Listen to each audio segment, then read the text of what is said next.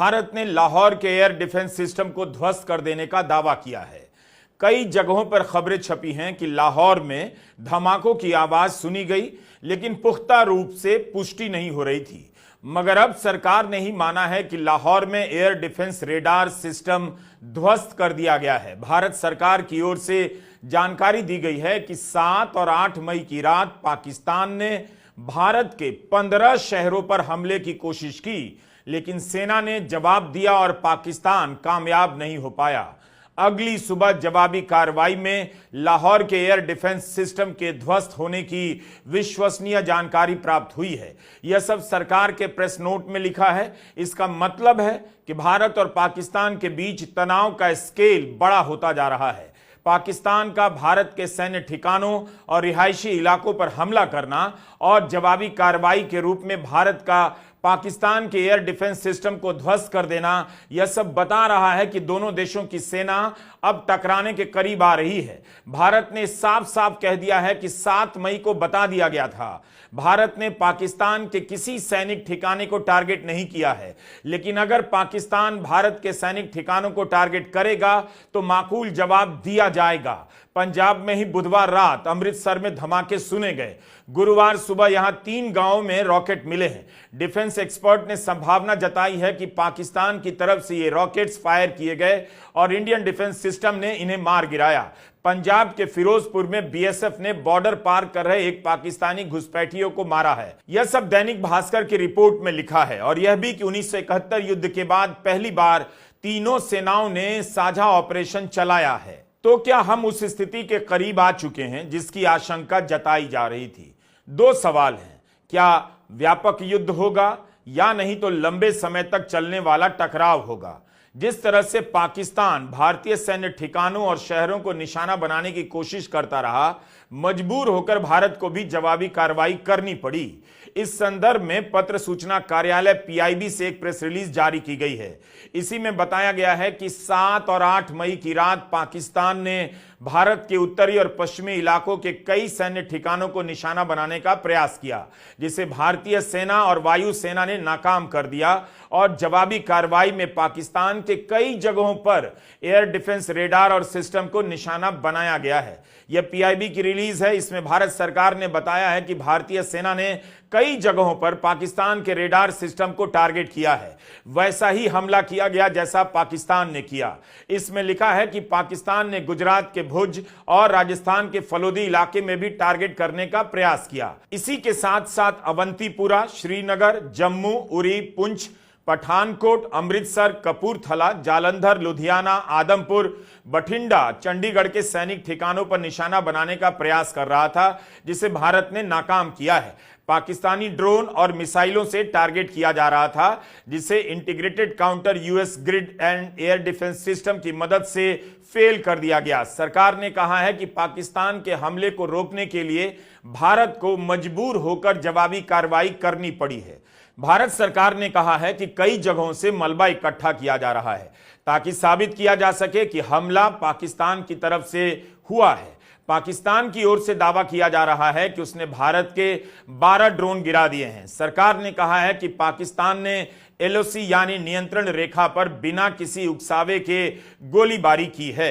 खबर है कि प्रधानमंत्री मोदी ने भारत सरकार के सचिवों के साथ उच्च स्तरीय बैठक की है ताकि राष्ट्रीय सुरक्षा से जुड़ी किसी भी आपात स्थिति में सभी विभागों के बीच तालमेल बनी रहे। पीआईबी के नोटिस में लिखा है, कुपवाड़ा, बारामूला, उरी, पुंछ, मेंढार और राजौरी में मोटार्स और हेवी कैलिबर आर्टिलरी का इस्तेमाल हुआ। सरकार ने माना है कि पाकिस्तान की गोलीबारी और गोलाबारी से भारत की 3 महिलाओं और 5 बच्चों समेत 16 लोगों की जानें गई हैं। इसका मतलब है कि सीमावर्ती इलाकों के हालात सुदूर मैदानी इलाकों से काफी अलग हो चुके हैं। यहां तनाव और टकराव की स्थिति पैदा हो रही है। पुंछ के मेन बाजार का यह सन्नाटा बता रहा है कि जिस तरह से पाकिस्तान उकसावे की रणनीति पर चल रहा है और भारत को जवाब देना पड़ रहा है, उससे लगता है कि सीमावर्ती इलाकों में आने वाले कई दिन आशंकाओं में गुजरेंगे। आमतौर पर इस बाजार में बहुत रौनक रहती है, लेकिन आज 8 मई की सुबह दुकानों के शटर गिरे हुए थे और रास्ते एकदम खाली। पता चलता है कि युद्ध की आशंका का असर इन इलाकों में कितना अलग होता है। मीडिया में पुंछ की रिपोर्टिंग तो है, लेकिन जिस स्तर से इन इलाकों में पाकिस्तान की फायरिंग चल रही है, भारतीय सेना जवाब दे रही है, उसकी रिपोर्ट क्या आप तक बराबर से पहुंच रही है? पुंछ के बहाने हम इन्हीं सब सवालों पर बात करना चाहते हैं ताकि स्थिति को हल्के में ना लें और किसी भी स्थिति के लिए तैयार रहें। मीडिया में स्थानीय लोगों ने कहा है 40 साल में ऐसा हमला नहीं देखा गया। पुंछ नियंत्रण रेखा के करीब है। आकाशवाणी पर इसकी सूचना तो है कि पुंछ और राजौरी से सैकड़ों की संख्या में लोगों को खाली कराया गया है। ऐसी खबरें बाकी मीडिया में भी हैं, लेकिन लोग कहां रखे गए हैं, किसके घरों में जाकर रह रहे हैं, स्कूल में हैं तो कैसे रह रहे हैं, इसका कोई खास कवरेज नहीं दिखा। जहां भी है कवरेज वहां बहुत सीमित है। पुंछ के अलावा अन्य शहरों में हुए हमलों में 16 लोगों की जान चली गई, 57 से अधिक लोगों के घायल होने की खबर है। ग्रेटर कश्मीर अखबार ने लिखा है कि पुंछ पर हुआ हमला 6 घंटे तक चला। मैदानी इलाकों से युद्ध की मांग होने लग जाती है, लेकिन सीमा पर बसे इन गांवों के लोग बिना युद्ध के ही निशाने पर हैं। नाम के अलावा मरने वाले कौन थे, क्या करते थे, उनके परिवार की क्या हालत है, इस बारे में कहीं से कोई खास डिटेल खबर नहीं मिल रही। इस वीडियो के अलावा हम भी आपको कुछ अलग जानकारी देने में असमर्थ हैं। पुंछ जिले के उपायुक्त ने एक हेल्पलाइन नंबर जारी की है। उनके एक्स के अकाउंट पर कोई जानकारी नहीं है, सिर्फ सूचना प्रसारण मंत्रालय का एक नोटिस है जो ये चेतावनी देता है सूत्रों के हवाले से रिपोर्ट ना करें। ये सारी सूचनाएं बता रही हैं कि भारत और पाकिस्तान की सीमाओं से लगे इलाकों में टकराव की स्थिति लगातार बनी हुई है, बढ़ती जा रही है। तो क्या यह माना जाए कि पाकिस्तान जम्मू कश्मीर और पंजाब के अलावा गुजरात और राजस्थान की तरफ भी निशाना बनाने का प्रयास कर रहा है? पाकिस्तान से आने वाली खबरों से पता चलता है कि लाहौर में भी सब कुछ सामान्य नहीं है। रॉयटर्स ने रिपोर्ट किया है कि लाहौर, कराची, सियालकोट के एयरपोर्ट पर कुछ समय के लिए उड़ानें बंद रहेंगी। भारत में भी कई एयरपोर्ट 10 मई तक के लिए बंद कर दिए गए हैं। यही नहीं, आज सर्वदलीय बैठक में भारत ने पहली बार माना कि कम से कम 100 आतंकवादी मारे गए हैं। सूत्रों के हवाले से यह खबर और संख्या छपी है कि सर्वदलीय बैठक में रक्षा मंत्री राजनाथ सिंह ने विपक्ष के सदस्यों को जानकारी दी। गोदी मीडिया में 7 मई को मारे गए आतंकवादियों की संख्या कहीं 70 बताई जा रही थी, तो कहीं 90, तो कहीं 900 भी। हमने अपने वीडियो में सवाल उठाया था कि जब सेना ने अपने प्रेस कॉन्फ्रेंस में कोई संख्या ही नहीं बताई, तो गोदी मीडिया कहां से 70 से लेकर 900 बता रहा है, और अब यह संख्या 100 बताई जा रही है, वह भी सूत्रों के हवाले से छपी है। पहले की प्रेस कॉन्फ्रेंस में यह भी बताया जाता था कि भारतीय पक्ष को कितना नुकसान हुआ है, लेकिन 7 मई की प्रेस कॉन्फ्रेंस में इसकी जानकारी नहीं थी। सर्वदलीय बैठक में प्रधानमंत्री मोदी शामिल नहीं हुए, इसके पहले की सर्वदलीय बैठक में भी शामिल नहीं हुए। कांग्रेस महासचिव जयराम रमेश ने कहा था कि प्रधानमंत्री को भी बैठक में आना चाहिए। नेता प्रतिपक्ष राहुल गांधी ने कहा कि संकट की घड़ी में कांग्रेस सरकार के साथ है और जो भी कुछ सरकार ने हमें बताया है उसे लेकर हम पब्लिक में चर्चा नहीं करना चाहते। सरकार को जो मदद चाहिए हम देने को तैयार हैं। हम चाहते थे कि इस मीटिंग में प्रधानमंत्री जी पधारें और संक्षिप्त में वो अपनी बात रखेंगे, जो घटना घटी है या जो आज भारत ने जो टेररिस्ट के खिलाफ एक्शन लिया है और खासकर हमारे जवानों ने जो हिम्मत दिखाई, उन जवानों को तो हम सैल्यूट करते हैं और उनका अभिनंदन करते हैं। इस बारे में हम ये चाहते थे कि वो खुद आए और अपनी बात रखे, तो ये सबको एक बहुत बड़ा उसका लाभ मिलता था। लेकिन उन्होंने नहीं आए और लास्ट मीटिंग में भी उन्होंने नहीं आया। ये बड़ी दुख की बात है। जब हम सब मिलके कर रहे हैं और गवर्नमेंट को हम पूरी, जितने भी इंडिया अलायंस के गठबंधन पार्टी के लोग हैं वो पूरे थे, और दूसरे जो अलायंस नहीं भी है तो दूसरे पार्टी के लोग भी एक वॉइस में सभी ने कहा कि आप आगे बढ़ो, हम आपको पूरी मदद करेंगे, हम आपके निर्णय के साथ हैं। उधर सरकार की जवाबी कार्रवाई के बाद से पाकिस्तान बौखला गया है। पुंछ और राजौरी के इलाके में अंधाधुंध फायरिंग किए जा रहा है। भारतीय सेना ने सुबह 2:45 बजे ट्वीट किया है कि पाकिस्तान सीज फायर का उल्लंघन किए जा रहा है और भारतीय सेना इसका जवाब दे रही है। हताशा में पाकिस्तान सीमावर्ती इलाकों में सीज फायर का उल्लंघन कर रहा है। गृहमंत्री अमित शाह ने इन इलाकों की सुरक्षा और जरूरी चीजों के इंतजाम को लेकर मुख्यमंत्रियों और लेफ्टिनेंट गवर्नर से बैठक भी की है। इंडियन एक्सप्रेस के अरुण शर्मा और दिव्या गोयल की रिपोर्ट में कुछ नाम हैं। लांस नायक दिनेश कुमार शहीद हुए हैं। 14 साल की जोया खान, 12 साल की जैन खान की मौत हो गई। दोनों भाई बहन हैं। अल जजीरा ने लिखा है कि इनके घर पर बम गिरने के कारण छत ढह गई और दोनों की मौत हो गई। 7 साल की एक बच्ची मरियम खातून, 13 साल का विहान भार्गव पाकिस्तान की गोली की चपेट में आ गए। 55 साल के अमरीक सिंह, 48 साल के रणजीत सिंह की गोली लगने से मौत हुई। 35 साल की बलविंदर कौर भी मारी गईं। मोहम्मद रफी और स्थानीय मस्जिद के कारी मोहम्मद इकबाल गोली के शिकार हो गए। ये सभी नाम पुंछ जिले के हैं जहां पाकिस्तान की तरफ से लगातार फायरिंग की जा रही है। ये सब उन भारतीय नागरिकों के नाम हैं जिनकी मौत पाकिस्तान के हमले से हुई है। इन सब की मौत पर भी शोक मनाया जाना चाहिए, लेकिन पुंछ को लेकर गोदी मीडिया की रिपोर्टिंग सीमित है, कहीं कहीं अच्छी भी है, मगर कई जगहों पर इस तरह से रिपोर्टिंग की जा रही है कि किसी का भी सर शर्म से झुक जाए। ऑल्ट न्यूज के फैक्ट चेकर मोहम्मद जुबैर ने दिखाया है कि कारी मोहम्मद इकबाल की मृत्यु को गोदी मीडिया चैनलों ने किस तरह से पेश किया। कई बड़े मीडिया चैनलों ने यह झूठ बोला कि कारी मोहम्मद इकबाल कोई आतंकवादी हैं और पाकिस्तान के कोटली कैंप में भारत के हमले में इनकी मौत हुई। रात के अंधेरे में पाकिस्तान की तरफ से हुई गोलीबारी में उनकी मौत हुई। इनके बारे में चैनलों और अखबारों ने क्या क्या झूठ नहीं कहा कि यह लश्कर-ए तैयबा के कमांडर हैं, 2019 के पुलवामा हमले में भी शामिल थे, जबकि सच यह है कि कारी मोहम्मद इकबाल शिक्षक थे। तो अफवाहों पर ध्यान ना दें, हर सूचना को परखने का प्रयास जरूर करें। बलिया के निवासी को आतंकवादी बताने की जल्दी के बाद भी कोई इन चैनलों के खिलाफ अभियान नहीं चलाता, ना ही इनके दुस्साहस पर असर पड़ता है।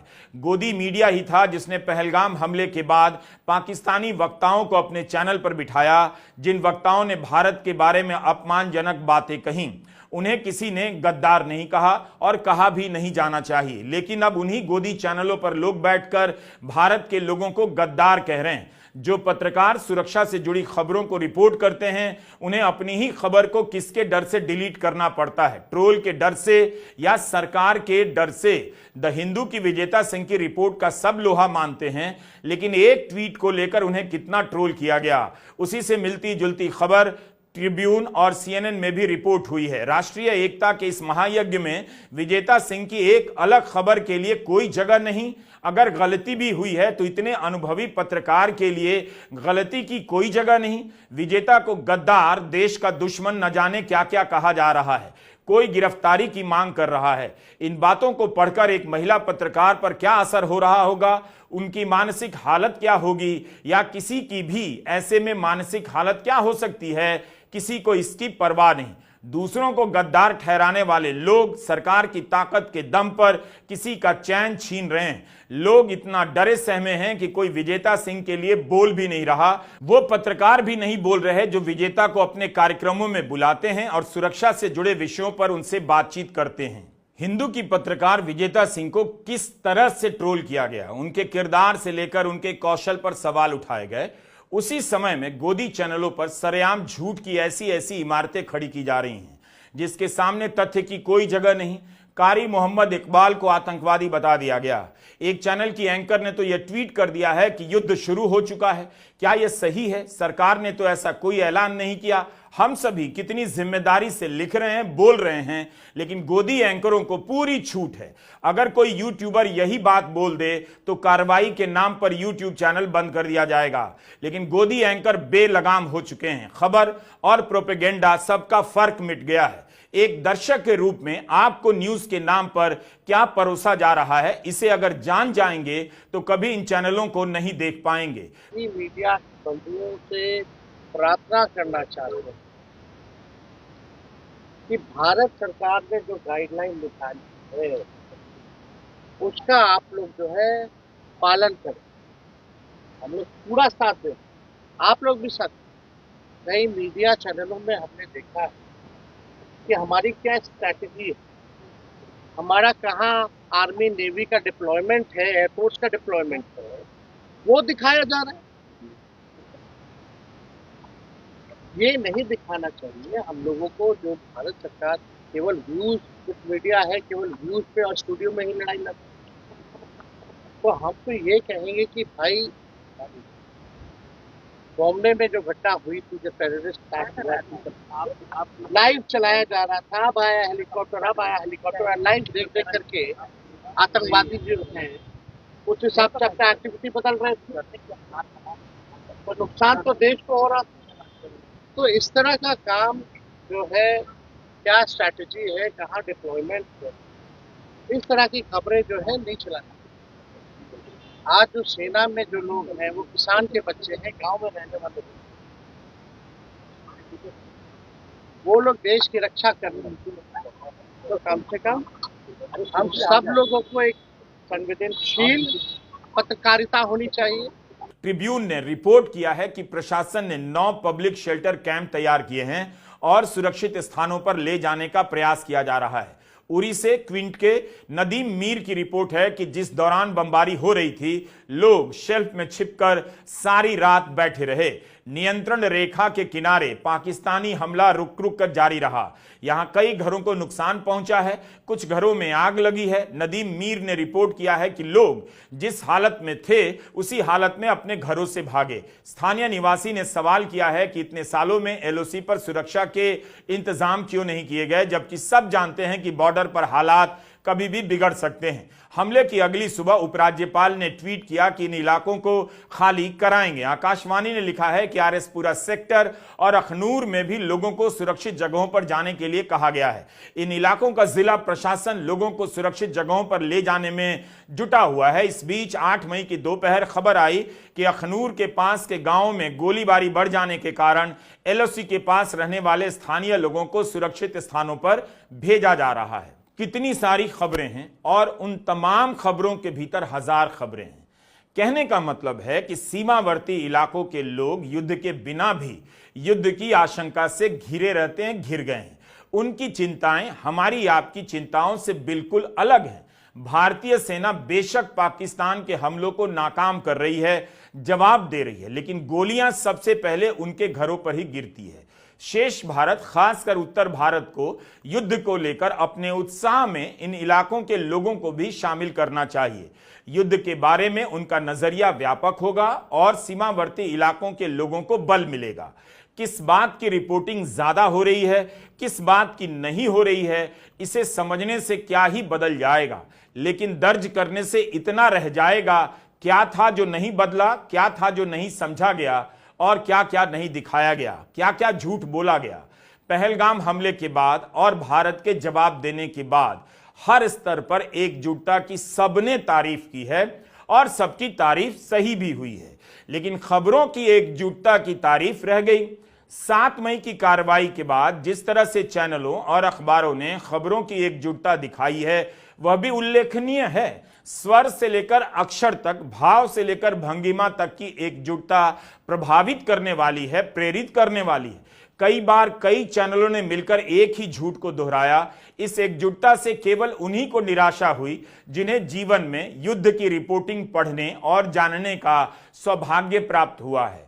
बाकी आबादी का विशाल जनसमूह ऐसे दुर्लभ और कुलीन साहित्यों से वंचित रहा है जिनमें मानवीय पक्षों को उभारकर युद्ध का विनाश दिखाया जाता रहा है। इसलिए आम नागरिकों पर अभी यह बोझ नहीं डालना चाहिए कि युद्ध की रिपोर्टिंग कैसे की जाती है, कैसी होनी चाहिए। विचित्र बात यह है कि जब एकजुटता इतनी ठोस हो तब एक दो आवाजों के अलग होने से सोशल मीडिया पर हमला क्यों शुरू हो जाता है, सवाल पूछने पर गद्दार क्यों कहा जाता है। दूसरों को गद्दार कहने वालों की भीड़ में कौन कौन है, क्या कोई बता सकता है? पता कीजिए। आप इन्हें जानते होंगे केवी सुब्रमण्यम, आप मोदी सरकार के आर्थिक सलाहकार रहे, अर्थव्यवस्था जैसे संवेदनशील मसले पर सरकार को सलाह देते रहे, आर्थिक नीतियों में इनकी भूमिका रही, अंतर्राष्ट्रीय मुद्रा कोष में इनका कार्यकाल समय से पहले सरकार ने ही टर्मिनेट कर दिया, यानी भारत के कार्यकारी निदेशक के पद से त्वरित रूप से इन्हें हटाया गया।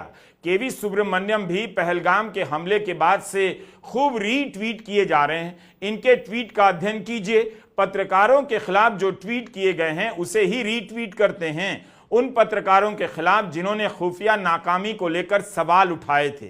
खबर छपी है कि इन्होंने एक किताब लिखी है, उस किताब की 1 लाख से अधिक कॉपी यूनियन बैंक ने 7.25 करोड़ रुपए में खरीदी है। अब आप बताइए, एक बैंक एक लेखक की किताब की कॉपियां 7.25 करोड़ रुपए में क्यों खरीदेगा? यही है वो किताब। इनके ट्विटर हैंडल पर किताब का फोटो मिलेगा। प्रधानमंत्री से लेकर उपराष्ट्रपति तक को यह जनाब किताब दे रहे हैं और उसकी तस्वीरें उपलब्ध है। मोदी इंडिया एट 100 इस किताब को पिछले साल 1 अगस्त के दिन पीयूष गोयल ने लॉन्च किया। खबर आई है कि यूनियन बैंक ने 7.25 करोड़ रुपए की इनकी किताब खरीदी। अमेजॉन पर इसकी कीमत 665 रुपए है। इस हिसाब से एक बैंक ने 1 लाख से अधिक कॉपियां खरीदी होंगी। अखबारों में तो 2 लाख लिखा है। क्या यूनियन बैंक में 1 लाख कर्मचारी होंगे? क्या सबको यह किताब दी गई होगी? क्या इन्होंने इतनी अच्छी किताब लिखी है कि एक बैंक, वो भी एक बैंक 7.25 करोड़ रुपए की कॉपियां खरीदता है? यह है देशभक्त खेमे में बड़े चेहरों में से एक। क्या इनके खेल को उजागर करना देशद्रोही काम है? क्या किसी पत्रकार को यही काम नहीं करना चाहिए कि जो व्यक्ति खुद को देशभक्त बता रहा है उसकी किताब एक बैंक 7.25 करोड़ रुपए में क्यों खरीद रहा है? कहीं कोई लेन देन या दबाव का मामला तो नहीं? कई जगह छपा है कि भारत सरकार ने ही इन्हें पद से हटाया क्योंकि इन्होंने अपने किताब के प्रमोशन का अनैतिक रास्ता अपनाया। सूत्रों के हवाले से खबरें छपी हैं। अगर यह खबर सामने ना आई होती तो ये जनाब भी देशभक्त बनकर किसी को गद्दार ठहरा रहे होते और आपको पता भी नहीं चलता। क्या इस खबर को लेकर बड़ी बहस नहीं होनी चाहिए और कोई खबर लिख दे तो वह गद्दार हो जाएगा? क्या इसके पीछे घोटाला नहीं हो सकता? क्या यह सवाल पूछने का समय अब नहीं? क्या देश रुक गया है? क्या किसी ने यूनियन बैंक पर ईडी के छापे की मांग की? क्या किसी ने इनकी गिरफ्तारी की मांग की? लेकिन द हिंदू की पत्रकार विजेता सिंह ने एक ट्वीट कर दिया तो उन्हें देश का दुश्मन बताया जा रहा है, गिरफ्तारी की मांग हो रही है।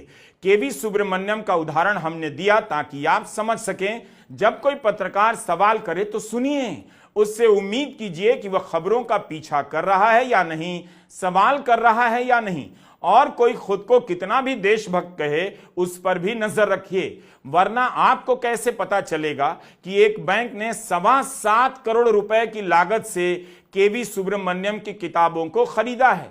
क्या इसके पीछे कोई खेल नहीं हो सकता?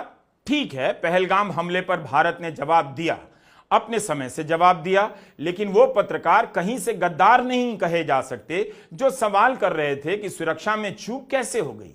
यह सवाल तो उन परिवारों का भी था जिनके अपने मारे गए। वही पूछ रहे थे कि हजारों लोग पहलगाम जा रहे थे तो किसी की नजर क्यों नहीं पड़ी। उन सभी ने भी सरकार की कार्रवाई का स्वागत तो किया है। सवाल पूछने वाले भी सरकार के साथ हैं। क्या एक सवाल के पूछने से किसी की देशभक्ति तय होगी?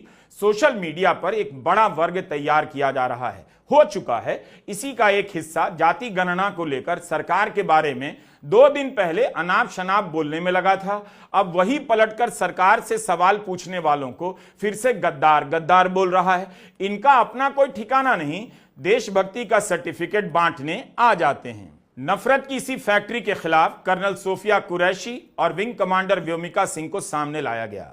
यह जवाब केवल पाकिस्तान के लिए नहीं था, नफरत की उस फैक्ट्री के तमाम मैनेजरों के लिए भी था जो धर्म का नाम लेकर अपने ही देशवासियों के बीच खाई पैदा करना चाहते थे, भले ही इसका सांकेतिक मतलब हो। लेकिन भारत के पराक्रम के इस ऐतिहासिक क्षण में उस फैक्ट्री के किसी मैनेजर का योगदान याद नहीं किया गया, बल्कि याद करने लायक भी नहीं था। विदेश सचिव विक्रम मिस्री का बयान याद कीजिए। उन्होंने क्या कहा? उन्होंने क्यों कहा कि सांप्रदायिक दंगों को नकार देने का श्रेय नागरिकों को जाता है? इस हमले का मुख्य उद्देश्य इसे प्रतिकूल रूप से प्रभावित करना था। पिछले वर्ष आप सभी जानते हैं 2.25 करोड़ से अधिक पर्यटक कश्मीर आए थे।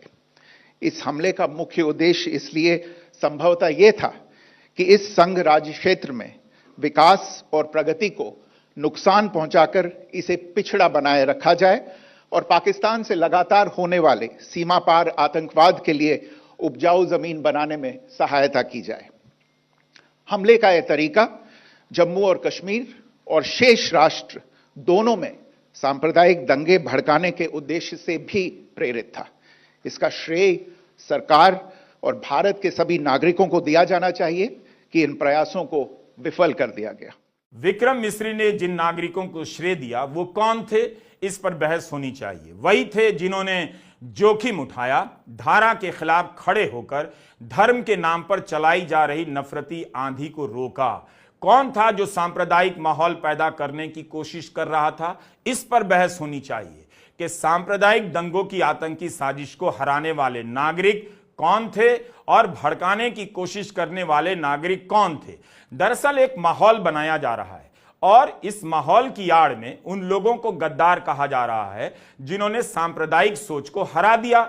इन लोगों ने पहली बार अपनी ताकत का राष्ट्रीय स्तर पर सफलतापूर्वक प्रदर्शन किया तो घबराहट है। जिन्होंने सवाल पूछा और जो आगे भी सवाल पूछेंगे उन्हें टारगेट किया जा रहा है। दूसरों को गद्दार कहने वाले, सांप्रदायिक नफरत फैलाने वाले अपनी इस नैतिक और बौद्धिक हार को पचा नहीं पा रहे। उन्हें समझ नहीं आ रहा कि सरकार ने उनको भी जवाब दिया है। उन्हीं को जवाब देने के लिए कर्नल सोफिया कुरैशी को लाया गया। आप सभी सांप्रदायिक बातों का पुरजोर विरोध करते रहिए, यही सही बात है और यही राष्ट्रीय कर्तव्य है। आपके पोस्ट पर आकर गालियां लिखने दीजिए। इन्हें यह बात हजम नहीं हो रही है कि भारत ने अपनी शक्ति के प्रदर्शन के जश्न से इन्हें बाहर कर दिया। इस तरह के विचार को निकाल फेंका है। बारात से बाहर कर दिए गए ये लोग बारात में आकर डांस कर रहे हैं ताकि लगे कि जीत इनकी है और केवल इनकी।